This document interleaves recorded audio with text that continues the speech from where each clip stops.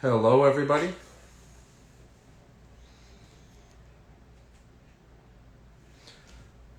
Today we're going to be going live with my old buddy Jackson Robinson, designer of such beautiful decks as this, my personal favorite release from the last year. This Jerry's Nugget deck. Does anyone out there have this? If you don't, try to find one. This was actually given to me by a good buddy of mine, Billy Stansel. If Billy's listening, fantastic person. Let's get Jackson on. This will be exciting, everyone. We're going to talk card design, coffee, Tennessee, Bill Kalush, whatever you want to know, we'll find out. Oh, I Hey, can't hear Jackson, you. what's up, Wait, Robinson? let me turn it up. Turn it up. Okay, I got you. Are you drinking that coffee subscription? No. This is going to be the best. You going to auction some stuff off too? Uh, I don't know. Maybe. Maybe some clothing. I was just showing this. Good. Probably my favorite deck that came out last year. Yeah. Yeah. You know the guy who made it? Yes, he's quite handsome. I think so too, but I really like the deck. What was it like designing this, Jackson? Let's see. I'm trying to remember. I've slept since then. Uh, well, I Love that. mean, I, I like. I mean, I like the Jerry's just because of the history. Can you hear me? Okay, everything. Yeah, it's perfect. And then when Kalush asked me to design that, This is what he's talking I about. was like, yeah, the King's Wild Jerry's Nugget. Uh, I was like, yeah, I'd love to do that. I think that'd be awesome. But I'm not gonna. I want to make it look different than the traditional one, and I wanted to put my own kind of spin on it, but still make it have some of the kind of the iconography and the design elements and the colors that the original had. I like that. I mean the Yeah, first. What that was that it? one that one that one vibrates really well. It's a weird it's weird to see it inverse because it looks so different than the regular one. Usually Hmm. you can kind of estimate what an inverse looks like in your head, but that I mean Hmm. that's a trip. Yeah, it is. Well, it's that red and blue. They're both very saturated, and it just makes the color vibrate. What was there any big constraints that Jerry's gave you doing your own version on that? Well, I didn't deal with Jerry specifically. I just dealt with Kalush um, and I just kind of we went through a couple of different iterations. Uh, the original the original version I had didn't have the little currency looking things on the sides, Like those Jose things. bats? Yeah, those things. And it just didn't look like it didn't feel like a King's Wild deck without it. And so it felt too kind of plain for me. And so I added those little kind of currency corner piece or side pieces. It's very unique. And you know what's funny is like when I first saw like a little thumbnail of it, I'm like, it's okay. And then I looked at it again and again and again, and then it just continued to grow on me, which is rare because usually my personality, the minute I see something, I know if I like it or not. But this, I don't know, just continued to grow. It's an odd design. When you look at it, it's very Right. because Jerry's is so familiar to all of us. You know, anybody who's been involved in cards, especially me, who's seen them, every day for 20 years. It's like it's Right. weird seeing it redone, but then you redid it in a way that looks completely different. So I really respect it. I'm trying to I'm trying to think if I even have any of those. Let me see. Yeah, what do you have over there? You're in Chattanooga, right? Yeah. Let's see what this is. Something that Bill sent me, whatever this is. That's just the regular ones. Let me see. I think I just have one of those. Well, I did have one. Oh, it's up there on my shelf. Sorry. That's a great deck. So let's go back and let's get your story. So you're from where are you from I originally? grew up in Canyon, Texas, right south of Amarillo, about 10 minutes, 10, Okay, 15 minutes. What I know of Amarillo is, of course, you already probably know what I'm going to say. It's I think it's called the Big Texan. It's a restaurant where you can eat like 72 ounces of steak. Yeah, the funny thing is I never ate the Big Tex or anything like that when I was there. Why not? It was just kind of one of those things like, oh, that's what all the tourists do. Yeah, And like, and honestly, like, even like people that I grew up with, I don't remember very many people that actually went there, that's funny. you know? Yeah. I So, know because I watched a lot of like travel shows, and it was always like Amarillo, Texas, the Big Texan. And then so I read reviews, and a lot of people were saying like, "Hey, it's actually good." Because of course you see that and you feel sick. Like people are going there to try to oh win yeah. like a dinner for a steak. But then everyone from Amarillo in the comments was saying it was great and it was a local place. So I wanted to see if you had been. Yeah, and the thing was is I mean, I went to Amarillo. I mean, I went to Amarillo, but I grew up in Canyon, and so I honestly didn't go that much to Amarillo. I just kind of hung out in Canyon most of the time. And how much of growing up in Texas do you think influenced your aesthetics or your design or your childhood? What comes from that and what we see from all your playing cards? Um, that's a good question. I think kind of that kind of southwest, not really southwest like you would say like Santa Fe or Taos, that kind of thing, but like that southwest Texas kind of mentality already put me in a mindset of like late 1890s, 1880s, just kind of like with the West and stuff like that.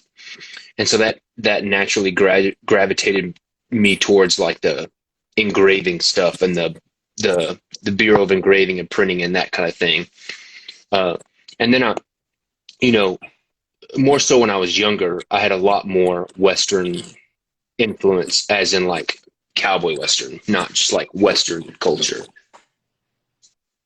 So do you think that influenced your love of like somewhat with currency being American history and then like, your Civil War Oh back and yeah, forth stuff? yeah, for sure. Just like the whole kind of I think it's more than just patriotic. It's more of like a love of the patriotic type stuff, but also a love of like literature and history, and then my own affinity for like Revolutionary War and like the journey west. That whole kind of that story in American history was really one of my favorites. Like the Lewis and Clark kind of adventure? Yeah, and especially uh like a lot of people don't know this, but the the area that I grew up in Texas, in the Panhandle of Texas, it's like Americans went west and they went straight to California because of the gold rush, and they kind of skipped the entire middle, and that the middle part where the high plains of Texas are, and it goes up into Oklahoma. That's where uh, that was like the last kind of frontier that was settled in the entire United States because of the Comanche Indians. And it wasn't, and because the Comanches were rough, man, they were hardcore, and it wasn't until they formed the Texas Rangers, and this is like late 1800s, that Right. it was still like wild and like frontier, and and it wasn't until they formed the Texas Rangers that they were able to kind of like that the Texas Rangers started fighting the Comanches the way the Comanches fought. And I mean, what we did to the Indians, I don't know if that's, I mean, it wasn't good, but that was kind of, so like there was a very raw three generations ago, just from me, like it was still like wild frontier. Was there any remnants of like the ghost towns there, or were ghost towns ever set up or not because of the Comanches there? Not like ghost towns, like where you'd have a town and then it's gone, because it was so recent that if there was something that was like just like remnants of like one house or something, like especially in Palo Duro Canyon where I grew up, real close to where I grew up, there was like lots of like very historical battles, like the Battle of Adobe Walls and stuff like that, where uh like the the Texas Rangers and stuff fought the Comanches, and it's just like that kind of wild injected into it. I love that kind of stuff. So King's Wild, yeah. Hey, is that where King's Wild comes from then, right? Is the Comanche battle? No, no, no. It's definitely not a Comanche battle. What about so then were you always interested in art, drawing? Yep. When I was 2, I choked on a corn dog and I lost my right lung because of the accident, and I was in the hospital for like 9 months. And I distinctly remember when I was 2 that I watched James Bond marathons, like Sean Connery James Bond marathons, and I started drawing, and that's when I started drawing when I was like 2 years old in the Oh, hospital. really? Hmm. So do you think that if you didn't have the corn dog incident, maybe you would have done something different? Do you think a corn dog is responsible for King's Wild? Probably. Um, I don't know. It's kind of one of those things that like I don't know, and I think it all kind of led up to that, and it kind of like from a very early age, it just kind of like went towards that, You hear that a lot. and If you read history, you'll see a great artist or a great thinker or a philosopher, and it was always like they had like tuberculosis or they had polio or something, and they were bedridden and they couldn't do much, so they got into reading, hmm researching. So it seems like scholars, artists, a lot of it is because of nature. yeah, exactly. And I don't know if this is true or not, but I feel like my mom said something about this, but I'm left-handed. Mhm. Uh, and I remember saying something about I drew with my left hand because I had like all like the IV stuff in my right hand. Oh, really? I don't know. That could totally be not true, but for some reason I feel like my mom said something like that. I was born left-handed. If you see any videos of me, I did everything left-handed. And my grandfather hated lefties, and he was a golfer. And he used to teach me how to do Mm, like mini golf.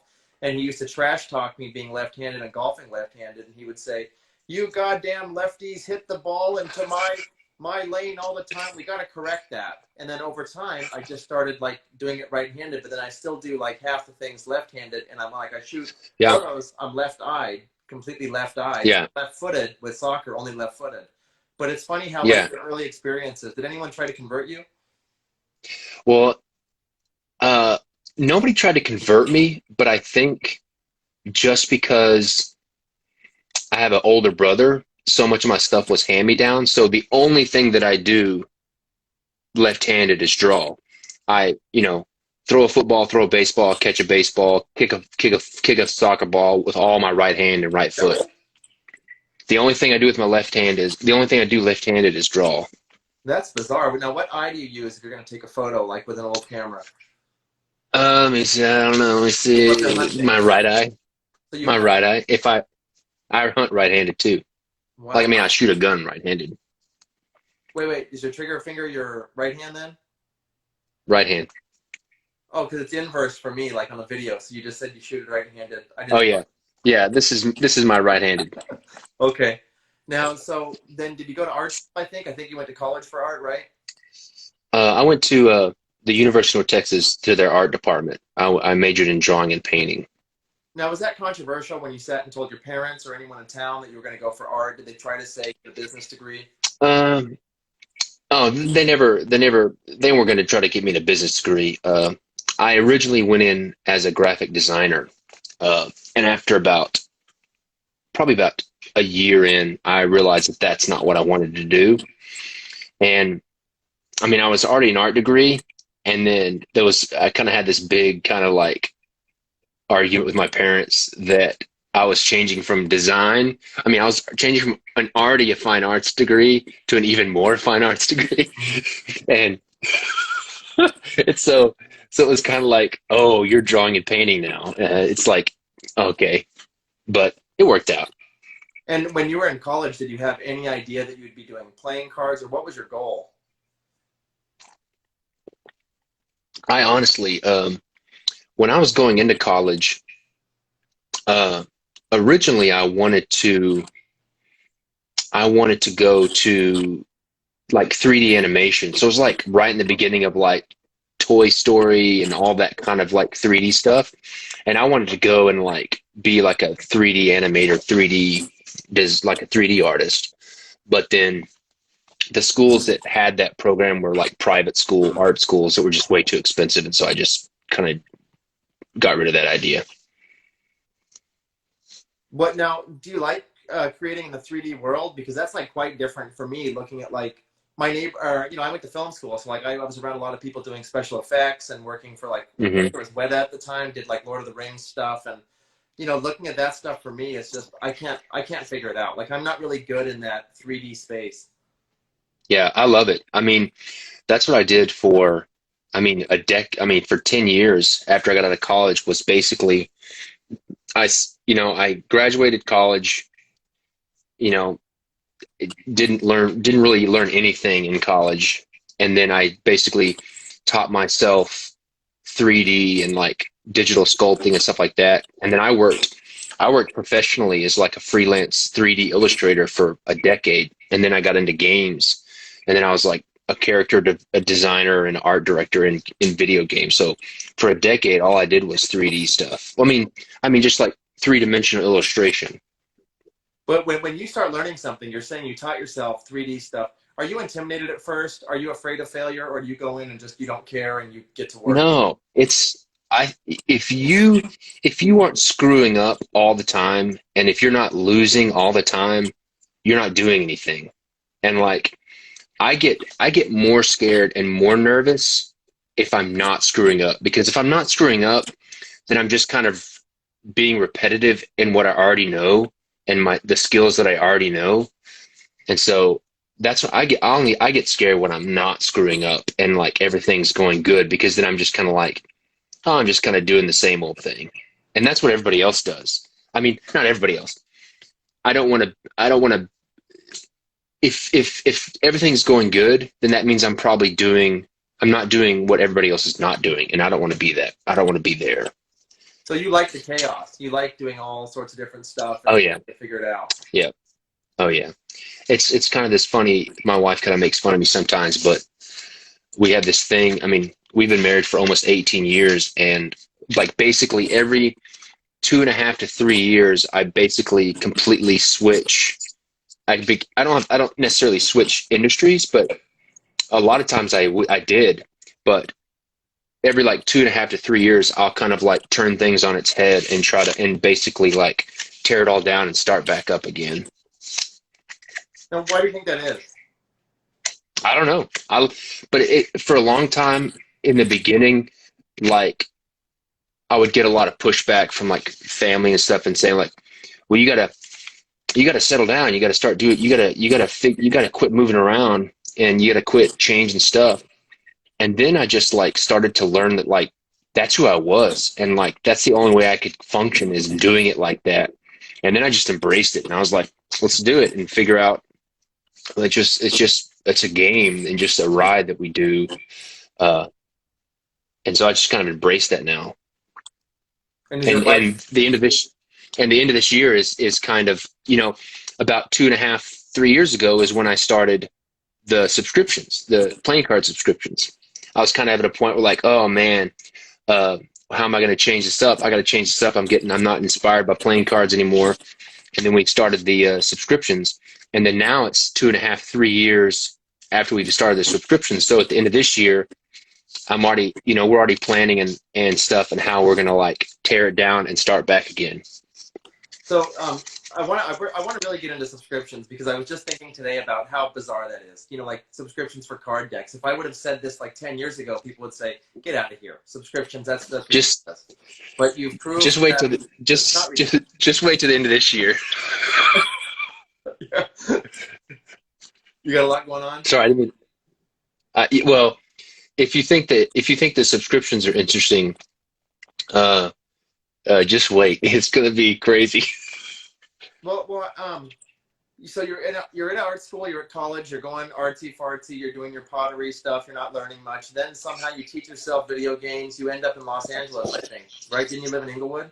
Yeah, I lived in Westchester by LAX for like 3 years. It's Westchester, but when I was a kid, it was just called Inglewood. And like if you were driving to the Yeah, Forum to go to a Lakers game, your dad or mom was like, "We're not stopping at stop signs." In the '80s, and yeah, exactly. Westchester, Inglewood, none of it. Now it's $1.3 million for a dump on the tarmac Oh of yeah. LAX. But when I was a kid, that Oh was yeah. really, really bad. It was definitely a rough neighborhood when in the 80s for sure. Did you like living in LA? Where did you work? I worked at a game studio that was called the Workshop, but it's now called uh, Sundance. You know, Sundance, Mhm. they ended up buying it and it's now called Sundance Interactive. And I worked there.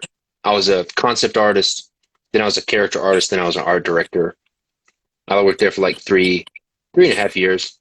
And how many hours a week were you doing that? What do you think your Ugh. day to day was? Uh, I mean, I would say probably 50% of the time that I was there, we were working crunch hours, which are 7 to 7, 7 days a week. It was no good. No good. My buddy Jason got a job at Rockstar Games. This was like, years ago. Oh, mm, And he told me, he ooh. said it was his dream come true, and he told me they were going to pay him, this paycheck that seemed huge when I saw it. And the first day he went to orientation, and he said, "It's awesome." The CEO was there, and he said, "Just come and go as you please. If you get tired, go down to the beach in Carlsbad and come back." And then a month later, he's like, "Man, that was bullshit. Yeah, you can leave when you want as long as you're doing 18 hours a day." Yeah, uh, it's a rough business for sure. Uh, and it takes a toll on you for sure. You seem like such a do-it-yourself, independent, no fear, risky guy. How did you stay working in a corporation with a boss, over your shoulder? Did it bother you?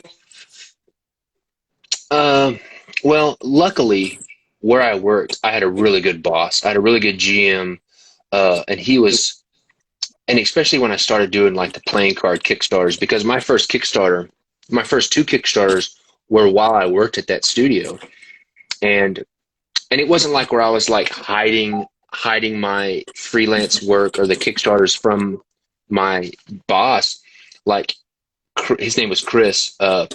And he was like one of my biggest supporters in the beginning, and he actually was like he was like the first backer of the very first Kickstarter, and so it really helped that he was real supportive.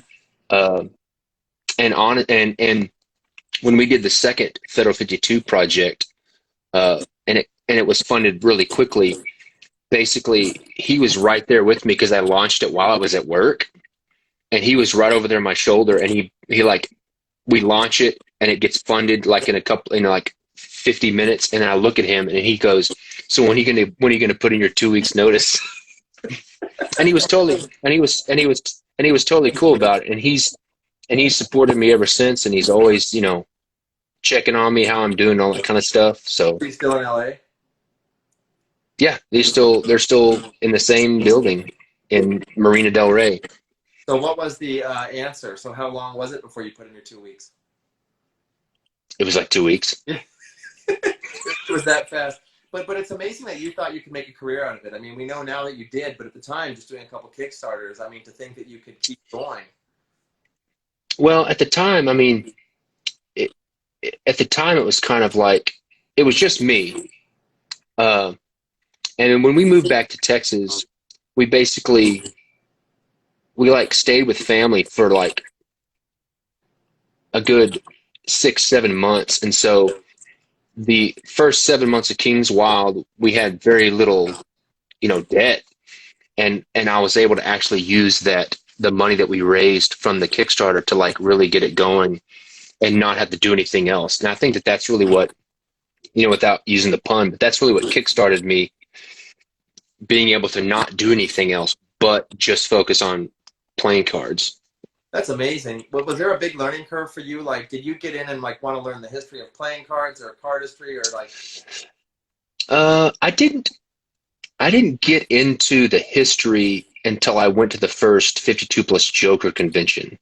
And then when I went to that, because I basically was designing in a bubble up in for the first two projects, I basically was, I mean, I took I was able to learn some like functional rules of like playing cards and how to design them and make them functional just through, just research. But I basically designed in a bubble for those first two decks. And then it wasn't until I went to the 52 plus Joker convention for the first year that I was like, oh, wow, there's this entire history of playing cards, you know, Russell and Morgan, New York Consolidated, USPC, and all these beautiful decks. And that's what really kind of got me into the history of playing cards. What year was that when you did your first deck? 2013. Okay. Yeah, I mean, I've told you before, but for everyone out there, I mean, I remember being at the office with Dan Buck, and he showed me the computer. He said, "Come over here, look at this deck." And we couldn't believe it, the Federal 52. And he, I was just looking at the artwork, and then Dan's like, "Hey, look, dude, I didn't even really know how I knew how Kickstarter worked, but I'd never seen, I had never had someone explain to me, like, the funding and et cetera."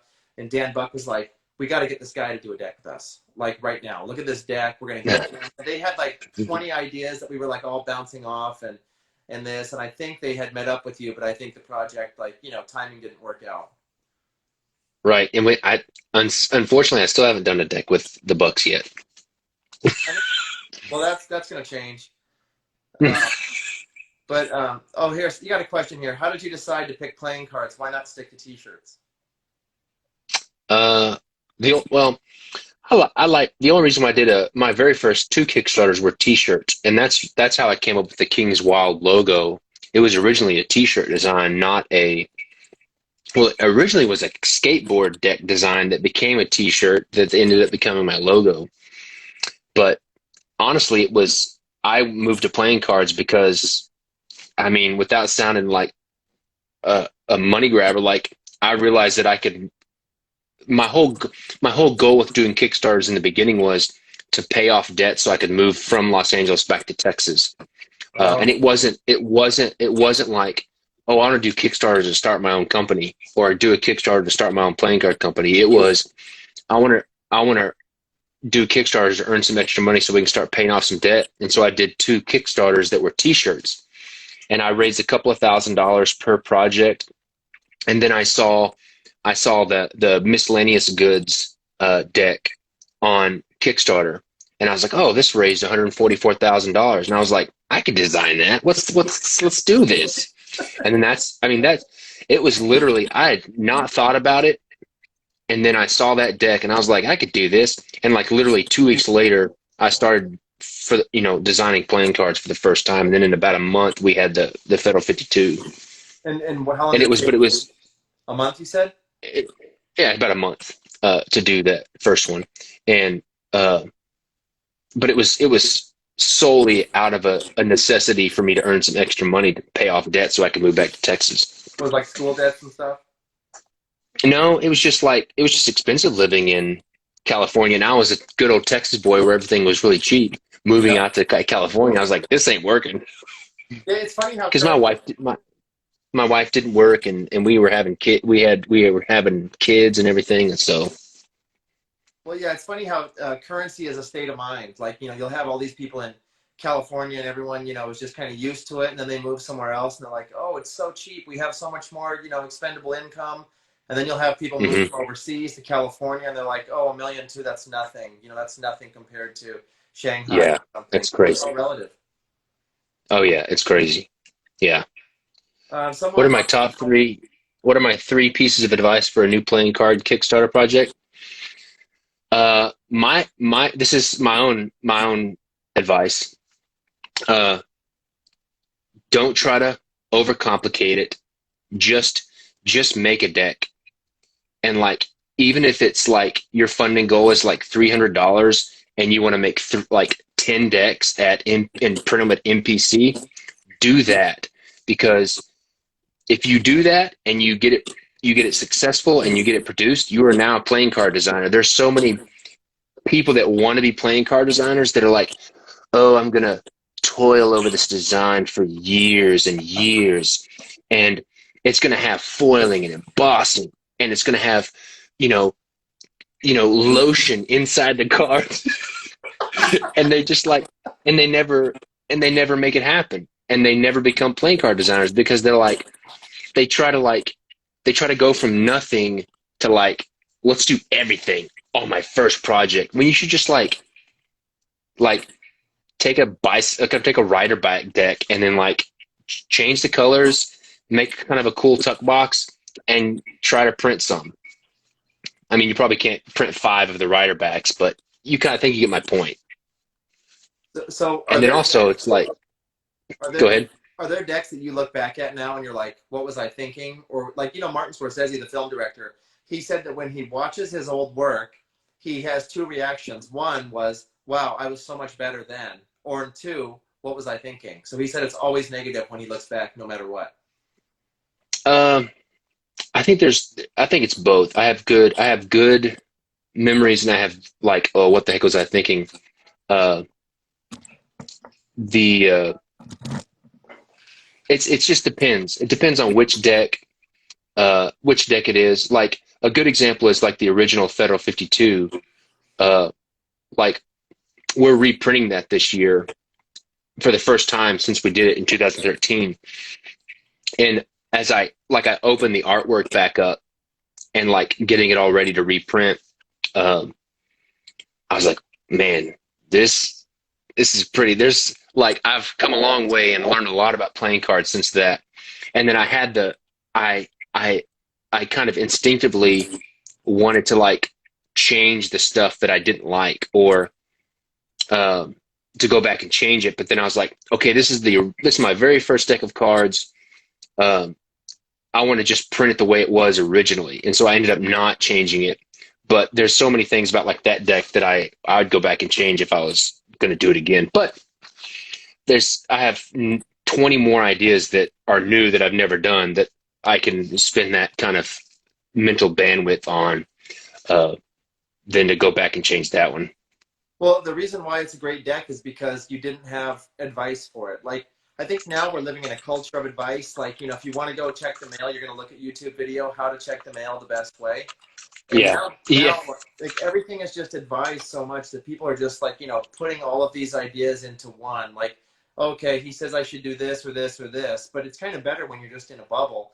Like you got to yeah. think about human history. Most people didn't have advice. They just kind of did something. If it worked, it worked. If it didn't, it didn't, and they moved on. Right. And I think that I've kind of gravitated back to that as I've kind of, I've built a brand for myself and I've built thankfully I've built enough of a following that, uh, you know, I can keep doing it. And I've kind of worked myself back into that to where I don't really keep up with playing cards anymore. I don't keep up with what's going on in the playing card world as much as I used to. I still do. I still keep tabs on it, but I have found that the decks that I make and design that are the ones that are more successful are the ones that I create not having all of that input from the playing card world. And Does your wife I have I have the input from like my own inspirations and my own those kind of things. does your wife look at them and say any suggestions or comments, or your kids? My wife, I mean, the thing about me is like there is no off switch on King's Wild for me. Like I am talking about King's Wild all the time. I mean, it's basically an extension of myself. And so my wife she doesn't really get into the day to day of like the art and the drawing. And she and she, and I'll like bounce ideas off of her that I have about decks, but she's kind of settled into her place, and it's a good place for her to where she's kind of the buffer for me to where she's someone that I can go to that is not King's Wild 24/7, and it's kind of a nice resting spot for me. Does it drive her nuts? Sometimes, but then again, it's what provides for our family. So she has a level of patience with it. Oh, absolutely, and it's amazing. I mean, how did you go about building a brand? So you have two decks, you move back home, you're living with family, saving some money, and then how do you go about, like, when did you first think, hey, maybe I can do more, maybe I can get a crew, maybe I can do subscriptions? Honestly, from 2013, I mean, I had a few people work for me on and off, but from 2013 until the fall of 2018, which is when I started the subscriptions, King's Wild was basically me, and then I did everything. I did the design, the fulfillment, all of that kind of stuff. So And 5 years. yeah, 5 years. And it was starting to take a toll on me just because I was like, I was not getting inspired anymore. I was kind of like, I was thinking about doing something different, not doing playing cards anymore. And it wasn't until Becca sat down and she was like, you got to figure out how to reinvent this for yourself. Cause it was right about that 2.5, 3 year mark. And she was like, you got to figure out how to reinvent this for yourself so that you can keep getting inspired. And we were like, okay, well, if we were going to start over in playing cards, and tear it all down and start from the beginning, what would we do different? And what take the things we've learned, the good lessons and the bad, and take the brand that we've developed, and then go from there and create something that nobody else is doing. And that's kind of what led us to the subscriptions. And it wasn't until I did the subscriptions in 2018 that at the same time I started the subscriptions, I brought on Nick, and he's kind of like my right hand man, and he handles, kind of like the CFO, and he's also like the new business development, and he basically helps me stay on track and make sure everything is going. I brought him on. It was just me and him when we started the subscription, and his job was like to handle all of the admin logistics of the subscription. And then it just kind of took off from there. And then as it grew, because until then, and if you look at playing card, especially like playing card Kickstarters, if you look at playing card Kickstarters, there's a niche group of what I would say I'd call them playing card collectors, which is like the core, which had been the core of my business and the core audience of my business and brand from like 2013 until 2018. And if you look at Kickstarters now, the successful ones, there's an average number of backers that kind of fluctuates from like 400 to 600 backers. And that 400 to 600 people is like that core group of playing card collectors.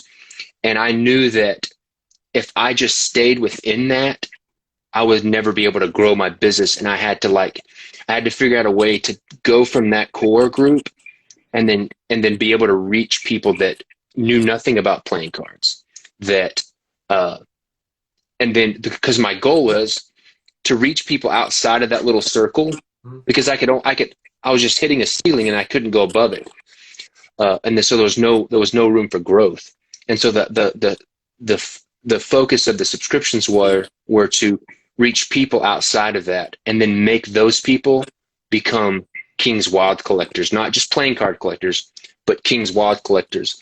And it wasn't until we started the subscriptions that it really started to explode, just to the point of like, okay, we got to hire somebody to do, advertising and marketing. We got to hire somebody to do shipping and fulfillment. And it was just because I couldn't do it myself. And it really wasn't until we had the right people in the right places, that the more people we got in the right places, one less thing I had to do that wasn't drawing playing cards. And so the more people we found that were in the right spot, the more and more I could move to a point of all I did was draw playing cards.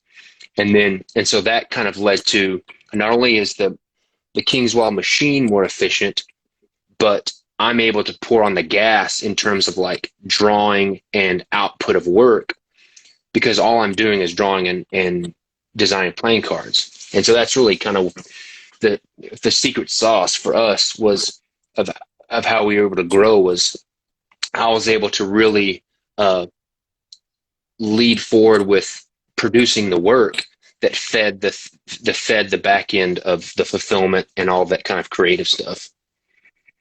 Fascinating. I mean, I've been involved in playing cards since I would call the beginning of the modern era, in the beginning of cardistry. So, I mean, if you would have told me back then that someone would subscribe to playing cards, there was collectability, that didn't really exist, because, Jerry's Nuggets, of course, were just being tossed in the trash. So, Right. And Smoke and Mirrors V1 had no collectability. Fulton Split Joint had no collectability. They were just cards to be used. And the big controversy then was, do you sell to cardistry guys, or are they more popular with Magic guys? And then you had, the Verge, Right. et cetera, and Dan and Dave, who did like decks that were designed to look better, displayed out with cardistry moves, etc. So that was the big divide, like in the early days, was Magic versus cardistry, and Hmm. both of that. But collectability, I mean, honest to God, I don't know that we thought about it. I mean, to a certain point, but it wasn't like, the bread and butter. It was just usability was the bread and butter. Yeah. And like uh, for me, like I came into it with no magic and no cardistry, like having uh, no want or inspiring or anything like that of that world. Like I was coming in it straight for, okay, this is going to be my mode of art. This is my art form, and this is my canvas, and this is how I'm going to produce my artwork is through this little stack of paper inside this paper box. And it had nothing to do with magic. It had nothing to do with cardistry. So I think that and I think more decks like that came into play, so that it was like almost like this third group of people, which is that kind of like 400 to 600 number of people that I was talking about. Because the Yeah. magic community is really big and the cardistry community is really big, but that kind of like small, and I know that there's like crossover in all three, but that, the hardcore collector that's in it for like the artwork but still wanting to have a functional deck, uh, that's kind of where I wanted to make my niche. And then we kind of went past that with the subscriptions of like, okay, what can we do that nobody else is doing to be competitive? And it was like, okay, we got to create a bunch of thematic decks. And also I was just sick and tired of Kickstarter too. And I wanted to stop doing Kickstarters because all the headache that went with it. You know that I've never been on Kickstarter's website except for when Dan showed me Federal 52s. I've never looked at it. Yeah. And I think that, I mean, for me, when I did that was 7 years ago. And I think, for me at least, if I could go, like my wife and I were talking about it just 2 days ago, like the Lord of the Rings project that we're doing. I think that we'd originally planned on doing that on Kickstarter just because of the reach. But I think we made the decision just 2 days ago, like, screw it. We have a following. We have the capabilities. We're just going to self-produce it and not do it on Kickstarter because I don't want to pay them 10%. Well, you know what you should and I, do, and I though? think that I think that go ahead. Oh, go ahead, Jackson. And I just think that I also think that the wind in the Kickstarter sales is starting to kind of like wane a little bit as well. I think what you need is my advice right now, and I'm going to get you put on this thing called Deck Starter, and I'm going to get you on there, and I'm going to market your deck for you, and we're going to get you about 20 to 30 sold. But they'll Sounds a good. lot of money. In 10 years, you'll be able to give your kids each one, and they can sell them and buy an icy. That's Remember funny. Deck Starter? Bomb and icy. I remember Deck Starter. What's that? Yeah, I do remember I remember them tagging up with the Dial Line and doing Yeah. Deck Starter together. And Yeah, there was a girl that did the other one. It was like, the jumbo boxes. We had the die line and then that. And it's funny because like now, Dave, you'll be sitting with them and I'll be like, hey, remember when we did Deck Starter? And then Dave's like, yeah, we should have just said, why would you do Deck Starter if there was already Kickstarter? Like, why didn't you say that to me, Brad? Why didn't you say that? I'm like, because it was cool. Who knows? it was cool. Yeah, it was cool. Whatever. You live and learn. Oh yeah, that's the Bucks philosophy. But back then, though, I think it was also an aid to like get people into like helping them design. Like people aren't all like you working 80 hours a week doing design stuff. I mean, people wanted Bucks input and then to deal with the USPCC and figure out how to print and formatting. Right. But I don't know. I like the thick lines deck actually. Yeah, I remember that. And didn't they do that the Darren Draplin one as well Yeah, on Deck that's Starter? what I'm thinking of. Draplin. That's what I'm thinking of. It looked like a Boogie Night Right. kind of cover, like that Yeah, 70s. and the box was like you pulled the box and it popped out or something. I can't remember, but I like that one. I don't know how many sold. I don't know if it's like collectible. I really don't know. Like, I just kind of like when Deck Starter started to wane, we just like moved on. Yeah. Yeah. Yeah, I don't think that unless something crazy happens, I don't think I'll do another Kickstarter. So Yeah. they take 10% then. I mean, are you really going to No, it's lose? a lot. Are you going to lose 10% of your sales by doing it just on King's Wild that you wouldn't have got on Kickstarter? I don't care. Maybe, but I think that there's so much added headache and minutia detail that comes with Kickstarters. Um, and I mean, yeah. So I'm not going to do another one just because it's like I'm not, it's I've been there, done that. I'm gonna keep moving forward. So you recently moved. Your office is still in Austin area, but you moved to Chattanooga, Tennessee. Now, how do you like it? hmm I love Chattanooga. First of all, I'm healthy. Um, I breathe. That's the whole reason why we left Austin. Was just because of my allergies and stuff. And it's crazy. Like I went back there 2 or 3 days ago, and I was there for like 24 hours, and like I got back, and then like my whole like nervous system and like it's just like crazy now, just because of the allergies that were there and the whole reason why I left. But I love Chattanooga. Uh, it's a cool place, but mostly I'm healthy now and I can breathe. Uh, and we'll be moving. I would say in the next 12 to 18 months, we'll be moving Kingswald HQ from Austin to Chattanooga. Are you kidding? Yeah, we're So going what to. are you going to keep your crew? Are they moving to Chattanooga or? Um, that was one of the reasons kind of why I went back to Austin this past week was to kind of like have a like the first sit down and just kind of lay out the framework of where I'm thinking Kingswald's going and what I see it. And also but it really stems just from me being like I like community and doing I like doing it together with people, not just by myself. Because I found it wasn't until I had a team and it wasn't until I had people to do it with that I really thrived myself. Because until then I was just kind of in my garage doing it by myself. But uh, and that's just I mean that's really the main reason is I want my team here. I want to be part of it. I want to be able to do it with them. So So who's going to come? What do you think? I don't know. It's I kind of I kind of sat down with the key people and kind of laid it out. And we're also kind of there's also kind of a second component that really is not playing card related, but it's kind of the King's Wild is kind of the foundation of it, and we're trying to figure out. We're building this thing that all these people that are on the crew have a very important part, and it's their livelihood, and it takes care of them. And we're trying to figure out a secondary part that kind of Kingswald funds. And this is all very new, but we're trying to figure out something that Kingswald funds that has like a very positive impact, whether it's in the community or, uh, there's that Bible verse that I put on all the decks. It says, work with your hands, mind your own business, and let your daily life win the respect of outsiders.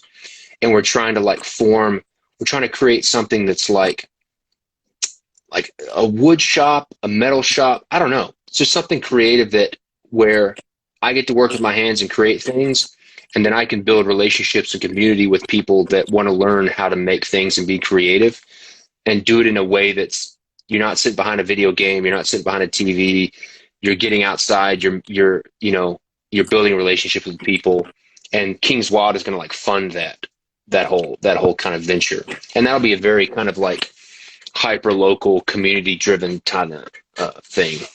And that's going to be a big part of the people that we bring from Austin is they're going to have a very specific role in King's Wild, but they're also going to have a very specific role in this other thing that we're doing as well. And they know that they're going to like, if you're coming, you're going to be doing both of these things. And so I'm trying to find the right people that fit both of those roles.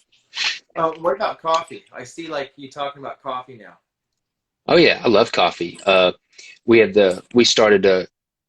been roasting my own coffee for about 4 or 5 years on a coffee roaster that I kind of like fabricated and put together.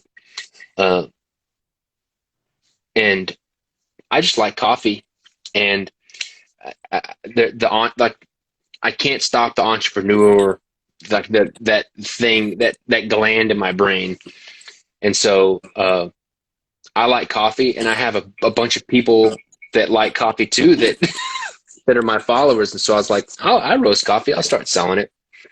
And so we kind of started, and it's just kind of something that I do just because I'm roasting my own coffee. I'm not like pouring a bunch of sweat and money into it. I just like doing it. I have fun doing it.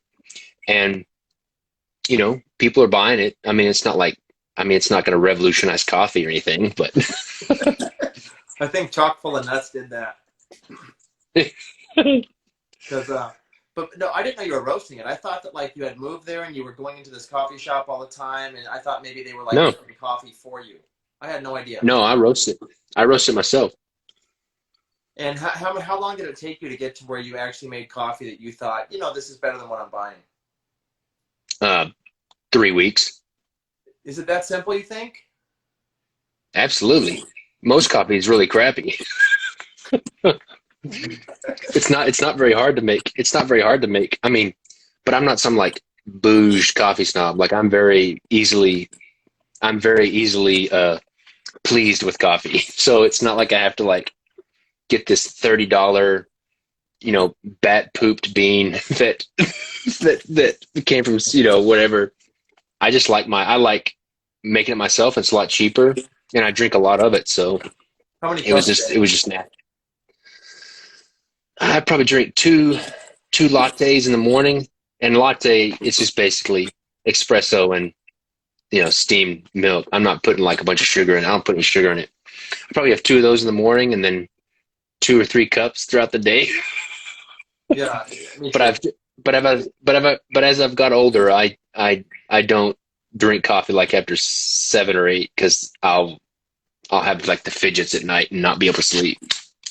Yeah, when you're talking about like $30 coffee, the original coffee people were the Bucks. I mean, this was like they were like 17 drinking coffee, and at that time, coffee wasn't that cool. Like it wasn't like it was now. And so for the last 20 years, we've been driving around like anywhere we could go that had like a new coffee. And then I think Dave was roasting coffee 10 years ago at home, Yeah, yeah. stuff like that. And they always had like a new contraption. Like you'd go to the office, and then Dave would be like, "Oh, my arm's sore." I'm like, "What are you doing?" He's like, "I'm hand grinding this pound of beans." There's always like a new contraption, and Dave would make you the best. Like I am a coffee snob, and like Dave would make this coffee that would blow your mind. You'd be like, "Wow, that's kind of like a cherry back finish." He's like, "Yeah, I've been working on this." And I always said to Dave, I said, "When this card market hits the shits, open a damn coffee shop because you can get everyone and their mom in there, not just like these small, this small market." I'll send you some of my coffee. You'll like it. Oh, I want It's it. good. I It's want it. it's really good coffee. What kind of machine are you using? One I made. You I completely crafted it then. I welded the drum and the gas burners, and it's a gas burning roaster. Uh, and I just hand churn it like this with my hand, my own Wow, horsepower. I that's had a amazing. motor. I had a motor. I welded a motor onto it in the beginning, but it just was too much trouble. And I always like to keep things really stupid, stupid simple. And it's just way easier to just me crank it by my hand. But how do you find the time? I mean, where do you like? Is it relaxation for you? You seem to work Yeah. Oh nonstop. yeah. Yeah. It's relaxation for sure. But I don't know. I, I think that people overestimate how much time they think they don't have too much. And I think that people can just make simple little changes in their life and their schedule and get so much done. Uh, so it's not like I'm working all the time. I just, I mean, as I've gotten older and I'm doing it more, I do work a lot. Yes, I do work a lot, but I've gotten a lot more efficient in the time that I'm working. So it kind of compounds, I think. Are 10-minute you? warning already? How do you schedule though? I mean, like, what is your? I talked to Jeremy Griffith last week, and he was talking about bullet journaling. That was his technique. What's yours? Uh, when I am the most efficient from like, and it just depends on which window I get. I'm most efficient from like 5 in the morning to 10 o'clock in the morning, or at like 9 to like 2 o'clock in the morning. And I'll get 90% of my work done in one of those two chunks. And if I'm really, and then if I'm really like trying to get a lot done, or if I feel really good and I'm in kind of the zone, uh, I'll kind of work all day, and then I'll stop at night and not work at night. And do you put everything completely away, or are you always? You say King's Wild is every minute of your life. You must. It has to be hard for you to Every keep. minute, every minute. I mean, we homeschool our kids. Our kids are at home. My office is at the house.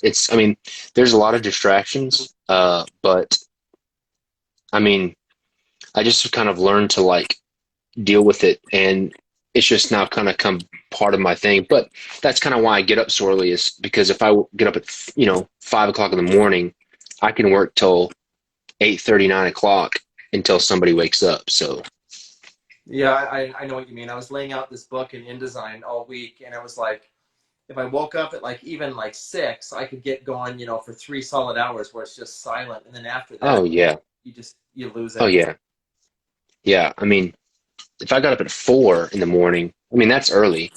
But if I got up at 4 in the morning, by the time my kids wake up and everybody wakes up, I would basically have like a 6, 7 hour workday in already. And then I mean, if I wanted to, I could just do whatever I wanted to do in the day. So what do you do for fun now that you're in Chattanooga? Is there anywhere you like to go?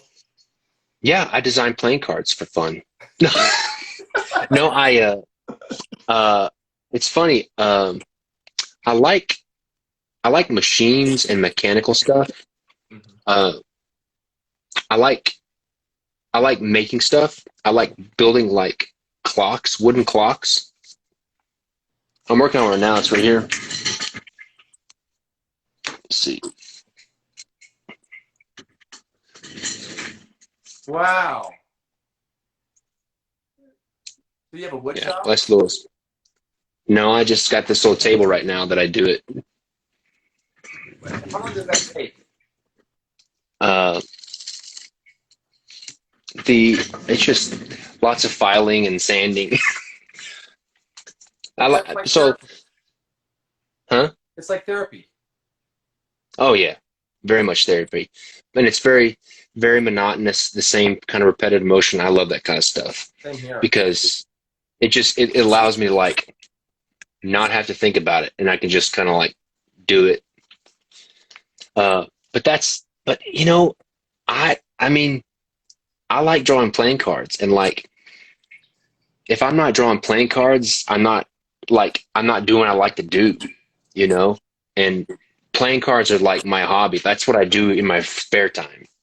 So this might be So the only thing that goes longer than your typical deal. So you might not bail out of playing cards. this playing cards is the only thing in my life that has ever gone past the 3 year mark. Well, that's good. I've had I've had different jobs, but I've always kind of changed and rebooted almost even like changed fields every 3 years. And playing cards is the thing that I've done the longest in my entire life. It's kind of weird. And it's funny because you don't know where you're going to be in 5 years, because 5 years ago you didn't have anything that you do now. Oh yeah. I mean, there's no telling where I'll be in 5 years. You could It's own going to be a crazy. PC. I would love to buy USPC. That'd be awesome. You know what's funny is I got a Swedish friend. He's a venture capitalist guy, and we were sitting talking cards, and he looks at me and he says, "Is there any way to control the manufacturing?" And I said, "What do you mean?" He said, "Can we get a VC group, and can we control the playing card manufacturing?" And I said, "Well, shit, you're talking to the wrong guy. I can't figure that part out." Yeah. I mean, I've had, I've wanted to like somehow, uh, buy some Heidelberg presses and start a play like an actual manufacturing for sure in the States for sure. That would be the best. Well, it's And essential. that's something. I mean, that's something that Kalush and I have talked about. Is like, okay, what would it take for us to get? What would it take for us to start another playing card manufacturer in the States? Now, Kalush is the guy to do it. Yeah, heck yeah. So it's I would. I would. I couldn't see doing it with anybody else. I love Bill. I love his collection too. Oh man, So we got 10 seconds left. Thank you so much, Jackson, for coming on. are we done? We Yeah, I done? think we're done. And we don't come back on? We got to do it again. Should we come back on? I'll come back on for a little bit longer. I feel like I still got more information. Okay, fantastic. Good. Okay, so we'll close it out.